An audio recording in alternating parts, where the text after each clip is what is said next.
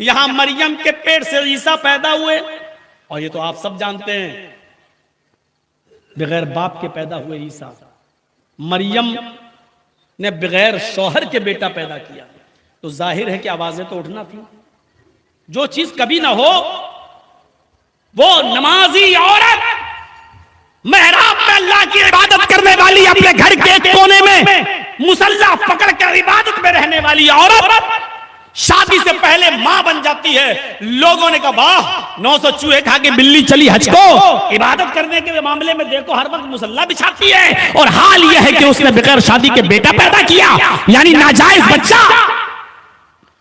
हजरत मरियम खामोश हैं, हर चीज का जवाब नहीं होता है।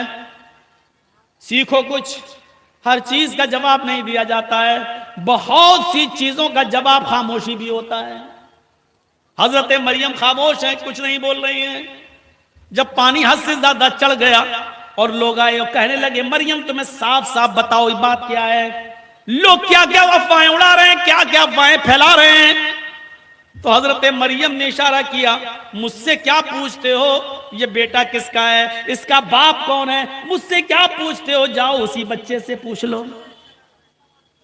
और ईसा अलैहिस्सलाम तो अभी दूध पीते बच्चे हैं, पालने में झूल रहे हैं। उम्र ही क्या है, पैदा हुए या कचोके लगे, अभी उम्र है ही क्या। पालने में झूल रहे हैं, गहवारे में पड़े हुए हैं झूले में। तो क्या कहते हो हंसते हुए लोग, अरे मरियम किसके पास भेज रही है, बच्चे के पास, ये क्या बोले। हजरत मरियम कहती तुम मुझसे क्यों कह रहे हो, इस बच्चे से पूछ लो ना। तुम पूछना चाहते हो कि मेरे ये बच्चा जो पैदा हुआ किसका है ना, यही ना जानना चाहते हो, तुम मुझसे क्यों पूछ रहे हो, इस बच्चे से पूछ लो। तो लोगों ने कहा कैफ़ नुकल्लिमु मन कान फिल महदी सबैया। कुरान के अल्फाज देखिए, कैफ़ नुकल्लिमु मन कान फिल महदी सबैया। इस बच्चे से क्या पूछूं, अरे मरियम इस बच्चे से क्या पूछूं जो बोलना नहीं जानता है, जो अभी बच्चा है और पालने में झूल रहा है, गहवारे में पड़ा हुआ है। इस बच्चे से क्या बोलूं, जो क्या जवाब देगा, ये कल का लड़का, ये बेचारा क्या बोलेगा, इससे क्या पूछूं, तू बता। उधर ईसा सुन रहे हैं, छोटे से हैं, बच्चे हैं, दूध पीते बच्चे हैं, सुन रहे हैं, कौम के लोगों की बातें सुन रहे हैं। और जब कहा ये क्या बोलेगा, ये तो बच्चा है अभी पालने में झूल रहा है, ये क्या बोलेगा, तो इस ईसा बोल पड़े, छोटा सा बच्चा बोल पड़ा। कुरान क्या कहता है, कुरान की आयतें सुन लो।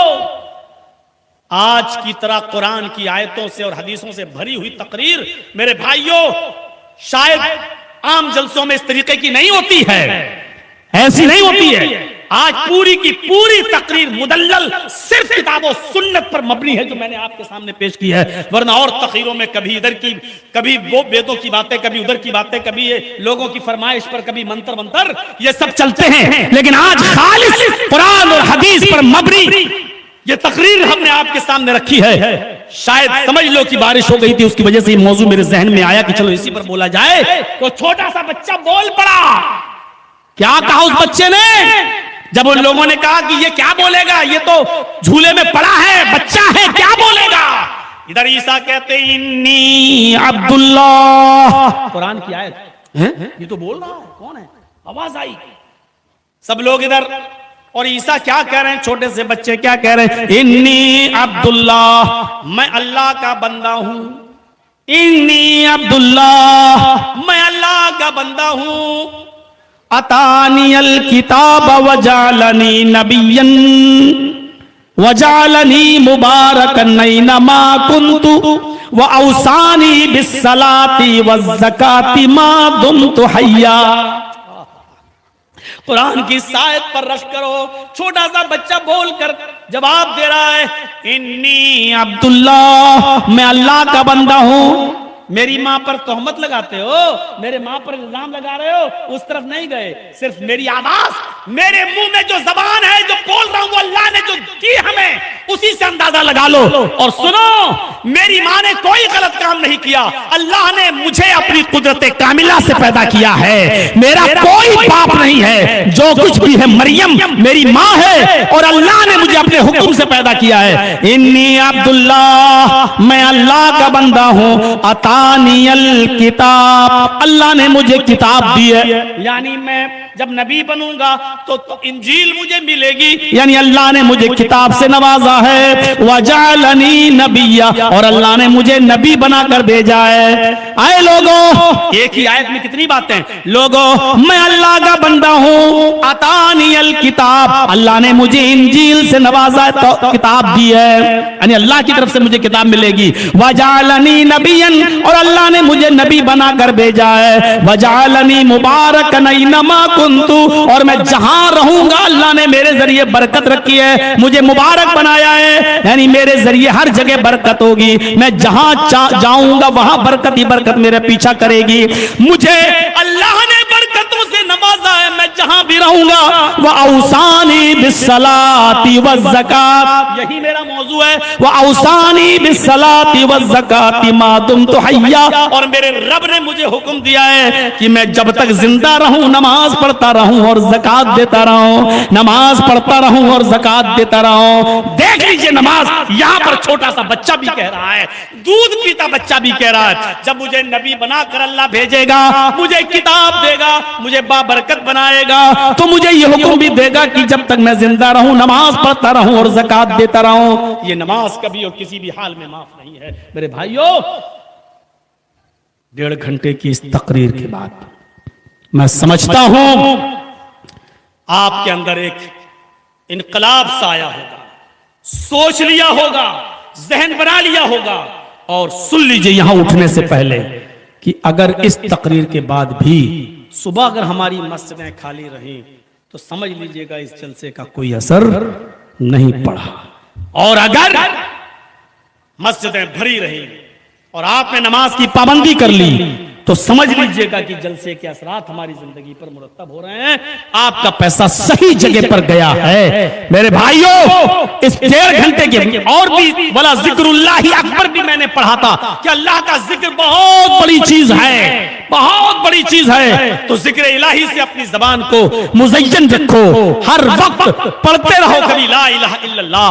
अल्लाह के नबी फरमाते हैं कि 2 कलमात ऐसे हैं जो जबान पर बहुत हल्के हैं, लेकिन कयामत के दिन मीजान पर जब तौले जाएंगे तो बहुत भारी होंगे। तराजू पर जब रखे जाएंगे कयामत के दिन तो बड़े भारी होंगे, उनसे ज्यादा भारी कोई और दूसरा जुमला नहीं। तो फरमाया कौन? कहा सुभान अल्लाह व बिहम्दिही सुभान अल्लाहिल अज़ीम। इन जुमलों को पढ़ते रहिए, वजीफा बनाइए, जिक्र करिए। अल्लाह का जिक्र बहुत बड़ी चीज है। और कभी कभी कुरान में जहां जिक्र का लफ्ज आया उससे मुराद नमाज भी है। वमन अअरज़ान ज़िक्री फ़इन्न लहू मईशतन ज़न्का, जो मेरे जिक्र से एराज करेगा, जो मेरे जिक्र से एराज करेगा यानी नमाज नहीं पढ़ेगा, फ़इन्न लहू मईशतन ज़न्का, तो हम उसकी रोजी तंग कर देंगे। यहाँ जिक्र से मुराद नमाज है। और अल्लाह ने कहा अगर तुम जिक्र नहीं करोगे यानी नमाज नहीं पढ़ोगे तो अल्लाह क्या कहता है? फ़इन्न लहू मईशतन ज़न्का, तुम्हारी रोजी तंग कर देंगे। अल्लाह ने ये नहीं कहा बंद कर देंगे, अल्लाह ने कहा तंग कर देंगे। रोजी का बंद करना अलग होता है और रोजी का तंग करना अलग होता है। बंद करने का मतलब एक घूंट पानी भी न दे, और तंग करने का मतलब पैसा बहुत आ रहा है लेकिन रुक नहीं रहा है। हमने कमाया, आज खुश है, 5,000 रुपए कमाए हैं, घर लेके गए, खुश है, आज मेरी बीवी खुश होगी, आज मेरा बच्चा खुश होगा, आज हम आज खाना आज हमारे घर में अच्छा बनेगा, आज हमने 5,000 रुपए कमाया है। जैसे ही घर पहुंचते हैं पता चला कि बेटे का एक्सीडेंट हो गया है, जल्दी से लेके डॉक्टर के पास भाग रहे हैं। डॉक्टर ने 15,000 का खर्चा बता दिया है, पैसा तो आया 5,000 और खर्च हो रहा है 15,000, 10,000 हमें कर्ज लेना पड़ा। यह है रोजी को तंग कर देना। ईमानदारी के साथ बताइए कितने लोग ऐसे हैं यहां पर जिनके पास पैसा आता तो है बहुत लेकिन रुकता नहीं है, एकदम फिसल जाता है। जैसे हम बालू उठाते हैं जमीन से, मजबूती के साथ मुट्ठी में पकड़ते हैं और मजबूती से पकड़ते, जितनी मजबूती से मुट्ठी बंद करते हैं बालू उतनी तेजी के साथ खिसक जाती है। हमारे पास जितनी तेजी के साथ पैसा आता है उससे दुगनी रफ्तार से वापस चला जाता है। पता चला मेरे बेटे को कैंसर हो गया, पता चला मेरी बीवी की किडनी फेल हो गई है। मेरे भाइयों, अल्लाह ने क्या कहा? अगर तुम मेरे जिक्र से यानी नमाज से एराज करोगे फ़इन्न लहू मईशतन ज़न्का, हम तुम्हारे लिए रोजी को तंग कर देंगे। और वमन यत्तक़िल्लाह यजअल लहू मखरजा व यरज़ुक़हु मिन हैसु ला यहतसिब, और अगर तुम अल्लाह से डरोगे हर मामले में अल्लाह का खौफ खाओगे तो हम निकलने का रास्ता बना देंगे। वयरज़ुक़हु मिन हैसु ला यहतसिब, और ऐसी जगह से रोजी देंगे जहां से बंदे को वहम गुमान भी नहीं होगा। हम ऐसी जगह से रोजी देंगे। अल्लाह से डरोगे तो अल्लाह ऐसी जगह से रोजी देगा जहां वहम गुमान सोचा भी नहीं होगा, यहां से रोजी आ गई। और अगर नमाज से रूगर्दानी करोगे, एराज करोगे, तो हम तुम्हें तंग कर देंगे, रोजी तंग। अच्छा, एराज किसको कहते हैं? एक चीज और समझ लो, कुरान ने कहा ना वमन अअरज़ अन ज़िक्री, जो नमाज से एराज करेगा। अल्लाह ने ये नहीं कहा कि जो नमाज छोड़ेगा। नमाज छोड़ने वाला तो मुसलमान है कि सफ में है ही नहीं। सहाबा किराम फरमाते हैं अल्लाह के नबी के जमाने में हम नमाज के अलावा किसी दूसरे काम के छोड़ने पर किसी को काफिर नहीं समझते थे, लेकिन नमाज जो छोड़ता था नमाज छोड़ने वाले को काफिर समझते थे। तो नमाज छोड़ने वाले की तो हैसियत ही अलग है, उसको छोड़ दीजिए। हम उसकी बात ही नहीं कर रहे हैं। अल्लाह ने यह नहीं कहा जो नमाज से एराज करेगा, एराज कहा है, छोड़ना नहीं कहा। अल्लाह ने यह नहीं कहा मन अतरकसा, ये नहीं कहा मन अतरका जिक्री जो मेरे जिक्र को छोड़ेगा, मन तारका जिक्री ये नहीं कहा मन तारका जिक्री जो मेरे जिक्र को छोड़ेगा। अल्लाह ने यह नहीं कहा, अल्लाह ने कहा मन आरज़ा अन जिक्री जो मेरे जिक्र यानी नमाज से एराज करेगा। एराज का मतलब, माँ टीवी देख रही है, देखो सबसे बड़ी बात बतला रहा हूं, एक मिसाल से समझा रहा हूं मैं आपको। माँ टीवी देख रही है, उसका महबूब शो आ रहा है, ड्रामा आ रहा है, और इधर बच्चा भूख से रो रहा है। माँ जानती है कि बच्चा भूखा है, लेकिन वो अभी उठ नहीं रही है, रो रहा। ठीक है, पहले ये सीरियल देख लूं, 10 मिनट का रह गया सीरियल, इसको देख लूं। अगर हम बच्चे को जाएंगे तो सीरियल छूट जाएगा, रुक जाओ। बच्चा रो रहा, रोने दे रही है और सीरियल देख रही है। 5 मिनट का सीरियल जब खत्म हो गया तब आई और बच्चे को उठाई और दूध पिलाया। देखिए, दूध तो पिलाया, लेकिन जिस वक्त टीवी देख रही थी उस वक्त उसने बच्चे की तरफ तवज्जो नहीं दी। क्या कहते हैं? माँ ने एराज किया है, माँ बच्चे से एराज कर रही है, इसको कहते हैं एराज करना। दूध पिलाया लेकिन वक्त पर नहीं, जब बच्चे को भूख लगी तब नहीं, एराज कर गई, जब अपना सीरियल देख लिया तब लाई और तब दूध पिला रही है, इसको कहते हैं एराज करना। अजान हुई, हय्या अला सला, हम न खाना खा रहे हैं, न लैट्रीन है, न बीमार, किसी चीज कुछ नहीं, और फिर भी हम अभी जाएंगे, अभी पढ़ लेंगे। अब ये मतलब हुआ कि आप नमाज से एराज कर रहे हैं।